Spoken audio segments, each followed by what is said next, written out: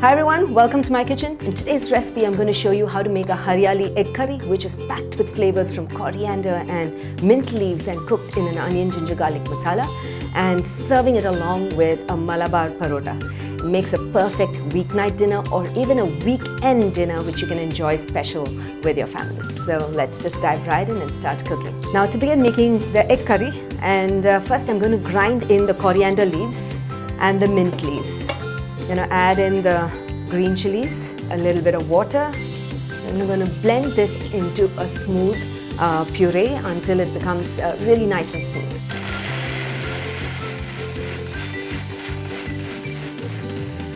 That's it. Now that the smooth puree is done, I'm going to now grind the onion, ginger, garlic using a small jar. I'm going to keep this aside, so we're going to use it directly. I'm just going to put this aside and I'm going to fit in the small jar and grind in the onion, ginger, garlic paste. So into my small jar, I'm going to add in the onions, roughly chopped. I'll add the garlic, the ginger, and blend to make a smooth puree. So now that the onion, ginger, garlic paste, the puree is ready, I'm going to keep this aside and show you how to make the Hariyali egg curry. So into my preheated pan, I'm going to add in the oil, and I'm going to first roast the spices a little bit. So that's the cinnamon sticks there, the cloves, and the bay leaves. Just going to tear the bay leaves up and then add it in, and I'm going to roast them for a few seconds and then add the onion, ginger, garlic paste. We'll add in the onion and ginger garlic paste, and we have to saute this onion, ginger, garlic paste for a good 3 to 4 minutes on low to medium heat until you see the raw smells goes away. And there's another trick that I actually use for making the raw smell go away, which I'm going to share with you in just a bit. So I'm going to begin and roast it for a couple of minutes. Now that the onion, ginger, garlic is roasted for a couple of minutes, I'm going to add in the garam masala into this, and then we'll roast the onion, ginger, garlic in the garam masala and the coriander powder. That's the coriander powder out there. And I'm going to saute this for another couple of minutes. So when you saute the onion, ginger, garlic paste along with the masalas for a couple of minutes, the smell just goes away because the masala will overpower the onion and garlic paste. Okay. Notice that the paste has come together. At this stage, I'm going to add in this Hariyali masala, which we ground. I'm going to add in a little bit of water into it and mix it all up, and then add this mixture in. I'm going to add the salt to taste, the fresh cream, give it a quick stir, and then we'll add the 4 eggs. You can either cut them into half, or you can add them as a whole, or maybe you can just add them just before you're ready to serve. But I typically like to add the eggs inside, and it gets a nice color as well. So now I'm going to cover the pan and cook this for a good 10 minutes so that the masala comes together, and give it a taste after it's done and adjust the spices accordingly, okay? So the masala has now been simmering for a good 5 minutes, and it's got a beautiful color. It's creamy, and I gave it a taste. It was just brilliant, perfect amount of salt and spice. If you wish, you can also add in some chaat masala to give it that chatpata taste. So now that the dish is done, I'm going to show you how to make the Malabar Parottta.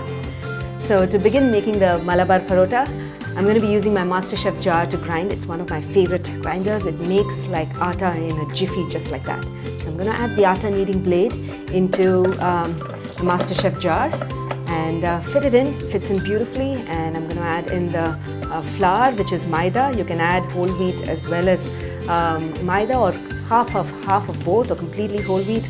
Do experiment. And I'm going to add in a tablespoon of ghee and salt to taste, sugar, and I'm going to add a little milk, and after that add a little water at a time to blend into a paratha dough. Okay. Notice the dough has come together beautifully. It's soft and has a perfect texture. The trick to making dough in the MasterChef jar is to ensure that you add little water at a time and watch the dough coming together. Give it a few seconds for it to come together.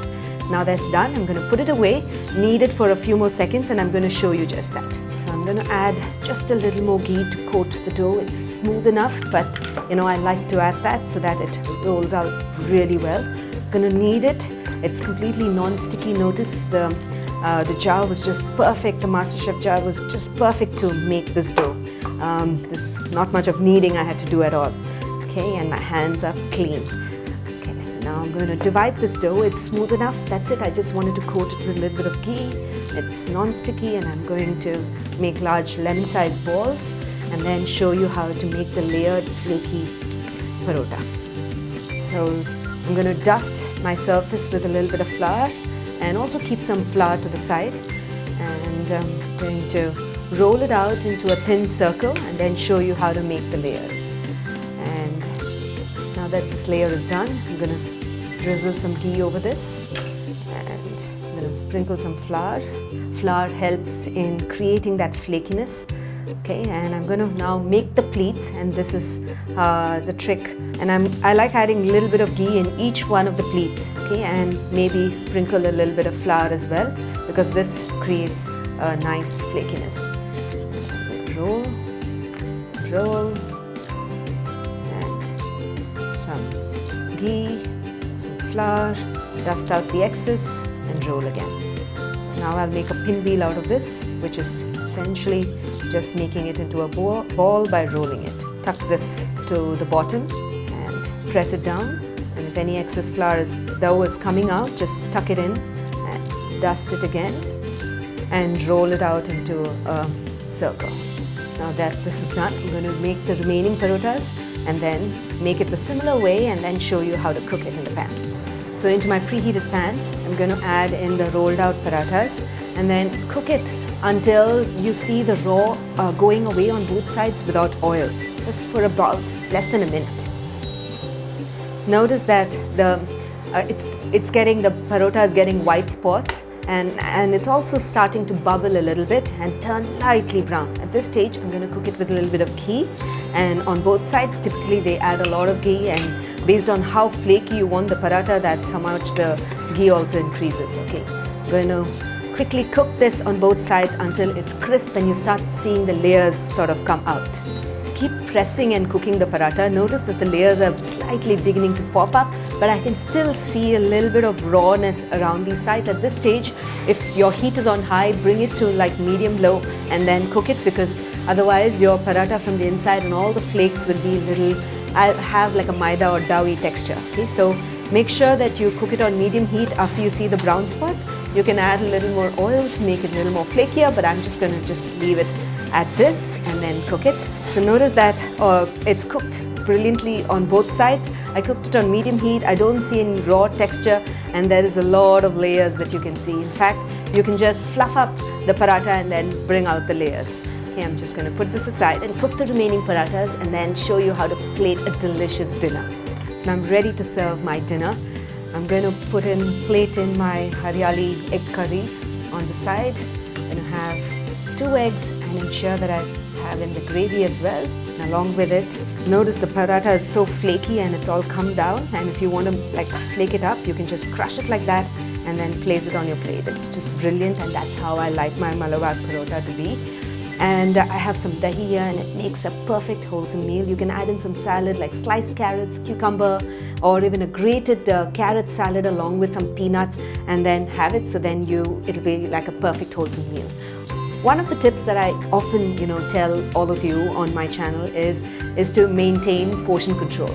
So whenever we are eating or plating our foods, either it could be for dinner or for lunch or breakfast or a snack, what is important is that we cook all the right food elements, from having the protein to your carbohydrates to some salad and raw fruits, as well as maintain portion control. So just serve what is required on your plate and eat it slowly and mindfully, and then you will notice that you are on your way to a healthy diet and a lifestyle.